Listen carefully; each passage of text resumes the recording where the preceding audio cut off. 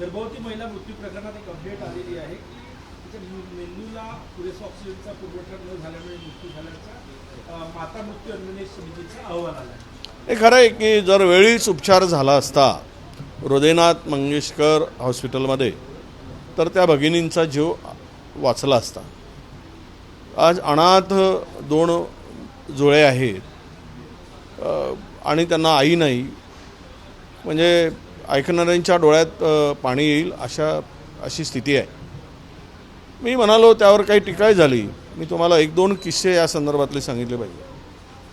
ज्यावेळेस प्रकाश भाऊ आमटे एक समर्पित आदिवासी समाजासाठी सेवेसाठी जीवन जगणारे, समाजासाठी जीवन थोर समाजसेवक, त्यांना ज्यावेळेस कॅन्सर डिटेक्ट झाला तो त्यावेळेस त्यांना ॲडमिट केलं गेलं आणि एका मध्यस्थीने त्यांना विचारलं त्यांच्या मॅनेजरला दीनानाथच्या. त्यावेळेस ते म्हणाले की ॲडमिट करा, आम्ही प्रकाश भाऊ आंबेडकरांच्याकडून माफ करा, प्रकाश आमटेंच्याकडून, प्रकाश भाऊ आमटेकडून 1ही रुपया आम्ही घेणार नाही आणि मोफत उपचार करू. त्यांना ॲडमिट केलं गेलं, उपचार सुरू झाला. नंतर त्यांनी बाहेरून काही औषधी मागवावे लागतील म्हणून त्यांच्या आप्तेष्टाकडून 5 लाख रुपये हॉस्पिटलमध्ये जमा करायला लावले प्रकाश भाऊ आमटेंच्या उपचारासाठी. हा एक मोठा किस्सा आहे. म्हणजे थोर समाजसेवक महाराष्ट्र भूषण त्यांनासुद्धा त्या हॉस्पिटलने सोडलं नाही. त्याच्या पलीकडं जाऊन एक उदाहरण तुम्हाला सांगतो की मी म्हणजे खरं तो मुद्दा आता काही वर गेले, त्यांचा मृत्यू झाला आहे, स्वर्गवासी आहेत, बोलू नये. पण ज्यावेळेस नागपूर कॉर्पोरेशनचा एक महोत्सव होता आणि त्यावेळेस विदर्भ साहित्य संमेलन त्या कार्यक्रमाच्या मंचावर लता दीदींनी सांगितलं होतं की आम्ही विदर्भ साहित्य संमेलनासाठी मी गायला तयार आहे आणि मोफत. त्यावेळेस विदर्भ साहित्य संमेलनाने सुरुवात केली जोरात आणि लता दीदी नागपुरात येणार, त्या गायनाचा कार्यक्रम होईल आणि मोफत होतो आहे. त्यामुळे यांनी तयारी केली आणि मग त्यांनी संपर्क केला तारीख ठरल्याप्रमाणे. तर तिकडून निरोप आला की आम्हाला पंचतारांकित हॉटेलमध्ये आमची सोय करा, आमच्या वाद्य जे संच आहेत त्यांनाही पैसे द्यावे लागतील आणि स्पेशल फ्लाईट करावं लागेल. तर यांना साधारणतः किती खर्च येईल त्यावेळेस सांगितलं गेलं की ते 22 लाख रुपये खर्च येईल. 22 लाख रुपये खर्च म्हटल्यानंतर हे घाबरलेत आणि त्यांनी म्हटलं की इतके शक्य नाही, काही करा.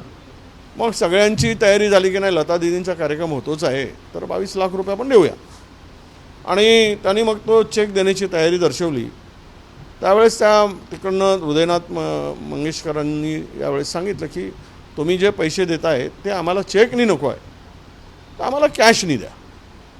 त्यावेळेस कॅशनी द्या म्हणून सांगितलं तर हे म्हणाले की नाही, आमची संस्था आहे, रजिस्टर्ड संस्था आहे, ऑडिट होतं, तर आम्ही कॅश देऊ शकत नाही. किमान मग त्यावर असं ठरलं की तुम्ही पैसे आम्ही देतो, आमचं मंडळ विदर्भ साहित्य मंडळ, पण त्याच्या बदल्यामध्ये तुम्ही रिसिप्ट द्या. ते मानायला तयार नव्हते. मग त्यावेळेस लता दीदीशी संपर्क केला गेला आणि लता दीदींनी सांगितलं की असं आहे. लता दीदींना विचारलं गेलं, ते म्हणले की तुमचं तुम्ही बघा, पण ते हृदयनाथजी बाळा म्हणतायत, त्याला बाळ म्हणायची लता बाळ म्हणतायत, त्या पद्धतीनं ते करा. हे काही शक्य होणार नव्हतं, कारण 22 लाख रुपये देऊन नागपुरामध्ये एवढा पैसा उभा करणं, पुन्हा त्यातल्यावरचा ॲडव्हर्टाईजचा खर्च वगैरे, त्यावेळेस तो कार्यक्रम रद्द करावा लागला. ती वस्तुस्थिती आहे. म्हणजे पैशाशिवाय आम्ही गाणार नाही हा त्यातला उद्देश होता. तुम्हाला पुन्हा एक उदाहरण मी सांगेल. परभणीला साहित्य संमेलन होतं. नारायण सुर्वे त्या साहित्य संमेलनाचे अध्यक्ष होते, नारायणराव सुर्वे.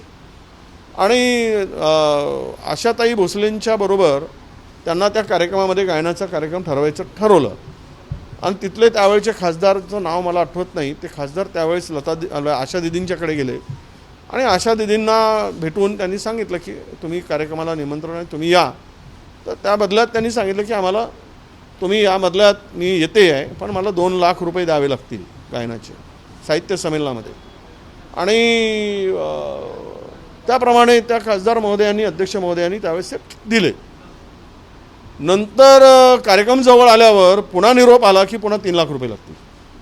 ते म्हणले की साहित्य संमेलनाचा कार्यक्रम आहे, नारायण सुर्वे अध्यक्ष आहे, साहित्याशी जोडलेले सगळं आहे ना, त्यामध्ये लोकांचा मोठा हे आहे आणि लोकांनी तयारी केली. त्यावेळेस म्हटलं की तुम्ही देत असाल तर द्या, नाही तर मी काही देणार नाही.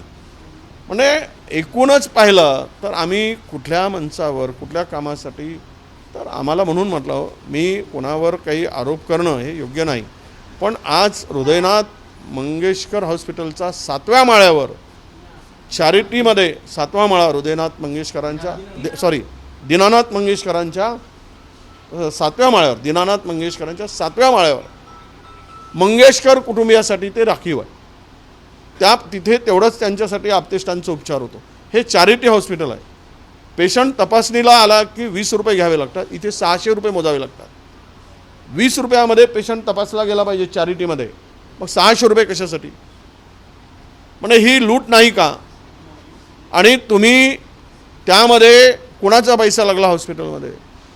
तुम्ही चॅरिटी म्हणून मिळवला, तिथले बेड रिझर्व नाहीत, गरिबासाठी उपचार होत नाही, आणि हृदयनाथ मंगेशकर हॉस्पिटलच्या 7व्या माळ्यावर जर तुम्ही तो रिझर्व ठेवताय VIP आणि 5 स्टारमध्ये सारखं निर्माण करून, ते गरिबासाठी हॉस्पिटल आहे का? हा खरा प्रश्न येतो. म्हणून काल आलेला जो अहवाल आहे, 3रा अहवाल त्या भगिनींच्या संदर्भात, हा मन हेलावणार आहे, हृदय पिळवून निघणार आहे.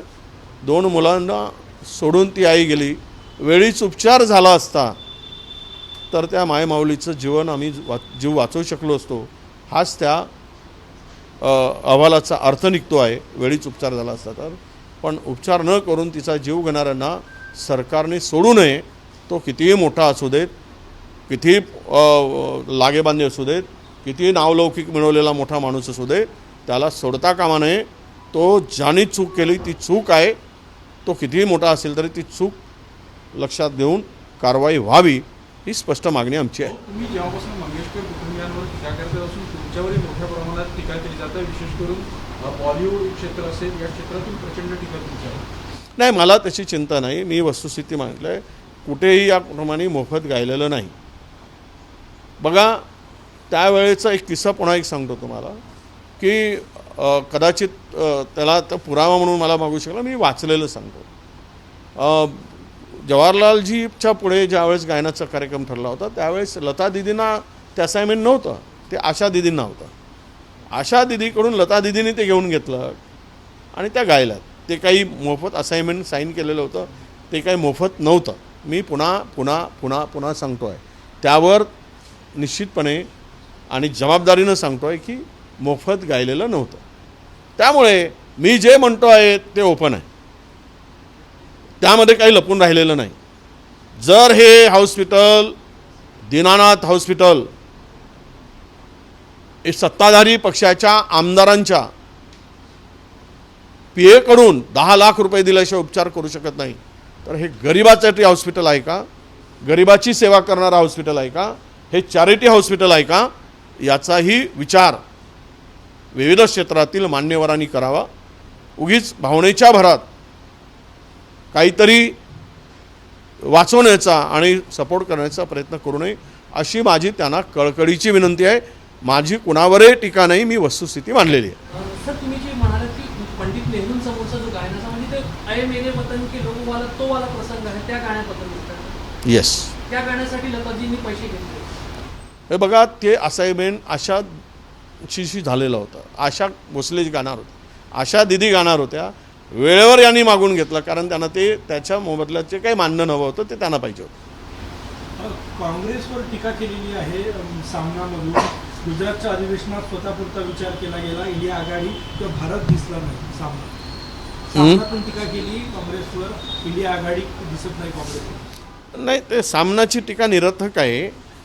तो पक्षाचा कार्यक्रम होता, तो काही महाविकास आघाडीचा कार्यक्रम होता. आमच्या पक्षाचा मेळावा होता, आणि त्या पक्षाच्या मेळाव्यामध्ये पक्षाचीच निर्णय होणार. तो काही महाविकास आघाडीचा मेळावा नव्हता. एवढं थोडी सामन्याने लक्षात घ्यायला पाहिजे होते. मी त्यांच्यावर काही त्या संदर्भात टीका करणार नाही, पण त्यांच्या मनात काय आहे सामना लेखकाच्या, संपादकांच्या, मी आज काही अंदाज घेऊ शकत नाही. नागपूर जिल्हा परिषदेच्या शिक्षण विभागामध्ये मोठा घोटाळा ज्याचे समोर आलेला आहे. बोगस शिक्षकांची आयडी तयार करून त्यांच्या माध्यमातून ज्याचे वेतन उचलण्यात आलं आहे, या प्रकरणी आता पोलिसांनी गडचिरोली काल उपसंचालक विभागाचे उपसंचालक आहेत त्यांना जे अटक देखील केली आहे. नाही, मला वाटतं की हे प्रकरण 7 वर्षापूर्वीचं जुनं प्रकरण आहे. तत्कालीन शिक्षणाधिकाऱ्यांनी त्या शिक्षकाला मान्यता दिलेली होती. आता खरं म्हणजे माझ्या माहितीप्रमाणे डेप्युटी डायरेक्टरपर्यंत काय प्रकरण गेलं कळायला मार्ग नाही. काय पुरावे आहेत हे मला काही माहीत नाही. पण शिक्षणाधिकारी आणि जो ID जनरेट करतो तिथपर्यंत सगळा प्रवास जो असतो त्या फायलीचा तो खालून असतो आणि डेप्युटी डायरेक्टरपर्यंत केवळ तो त्या पगार सुरू करण्यापुरतीच त्याच्याकडे तो प्रस्ताव जातो. पण आता हे पोलिसांचा तपास कुठल्या दिशेनं चालला आहे याची सगळी माहिती आम्ही घेत आहोत आणि त्यामध्ये जर अशा प्रकारे काही झालं असेल तर या खालवर जे काही सगळे जो कोणी इन्व्हॉल्व असेल त्याच्यावरती कारवाई झाली पाहिजे. त्याला कोणी वाचता कामा नये अशी भूमिका असली पाहिजे. माणिकराव कोकाटे म्हणतात की मी भिकारी शेतकरी नाही, मी दिलदार शेतकरी आहे. बच्चू कडूंची फोनवर बोलताना त्यांनी सांगितलं. असू शकतं, दिलदार शेतकरी हे उत्तम वाक्य आहे, काही वाईट नाही. आता ते म्हणतात की मी काय म्हणलं त्यांनी शब्द वापरला, मी भिकारी शेतकरी नाही, मी दिलदार शेतकरी आहे. दिलदार शेतकरी दिलदारच असतो. पण भीक मागायची पाळी सरकारनं आणली. त्याच्यावर आज जे भीक मागायची पाळी आणली आहे महायुती सरकारचं पाप आहे हे माणिकराव कोकाटेंनी लक्षात ठेवलं पाहिजे. आणि शेतकरी भिकारी नसतोच मुळात. तुम्ही जरी दिलदार असाल किंवा तुम्ही काय शब्द वापरला दिलदार, हां, तो त्याने दिलदार शब्द जरी वापरला असला तरी माणिकराव ठाकरे दिलदार, आपला माणिकराव कोकाटे हे दिलदारच आहेत. माणिकराव कोकाटे दिलदार म्हणून कारण तो बिनधास्त बोलतो आहे, त्यांना कशाचीही चिंता नाही. आता शेवटची वॉर्निंग दिली आहे त्यामुळं त्यांनी आता ही 4थी चूक जर असेल, कारण 3री चूक झाली आहे, आता 4थी चूक जर असेल तर अजितदादा या दिलदार शेतकऱ्याला शेती करायला पाठवतील का हा प्रश्न आम्ही त्यांच्याकडे विचारतो. विधानसभेत काँग्रेसला जे अपयश आलं त्याला भाजपच्या घोटाळ्यासोबत काँग्रेसच्या अंतर्गत विषयी जबाबदार असल्याचं संजय राऊत. नाही, असं आहे की आम्हाला अपयश आलं तर त्यांना कुठं यश मिळालं, त्यांचं कुठे, त्यांनी तरी त्या संदर्भात जबाबदारी ज्यावेळेस एका पक्षावर ढकलत असताना आघाडी म्हणून लढलो, हे आघाडीचं अपयश आहे आणि म्हणून याची जबाबदारी आघाडीने स्वीकारली पाहिजेत. कुणावरही ढकलाढकली करून यातून पळ काढणं म्हणजे स्वतःचा बचाव करणं आहे अपयशातून, असा अर्थ होतो. मुख्यमंत्री देवेंद्र फडणवीस, एकनाथ शिंदे आणि अमित शहांची काल रात्री बैठक झाली. काही राजकीय चर्चा झाल्याची शक्यता आहे? नाही, असेल ना. आता ज्यावेळेस 3 पक्षचे प्रमुख एकत्र येतात आणि दिल्ली शहर बॉस ज्यावेळेस उपस्थित असतात त्यावेळेस राजकीय चर्चा होणार नाही अशातली गोष्ट नाही. आता सध्या काही महाराष्ट्रामध्ये राजकीय चर्चा व्हावी अशी काही परिस्थिती नाहीच आहे.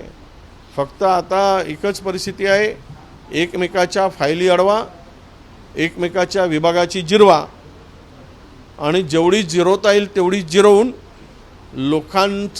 लोकांना परेशान करा, हा एकमेव धंदा सुरू आहे. त्यावर कदाचित चर्चा झाली असेल की आम्ही तुमची फाईल अडवणार नाही, तुम्ही आमची फाईल अडवू नका, आम्ही तुमची जिरवणार नाही, तुम्ही आमची जिरवू नका.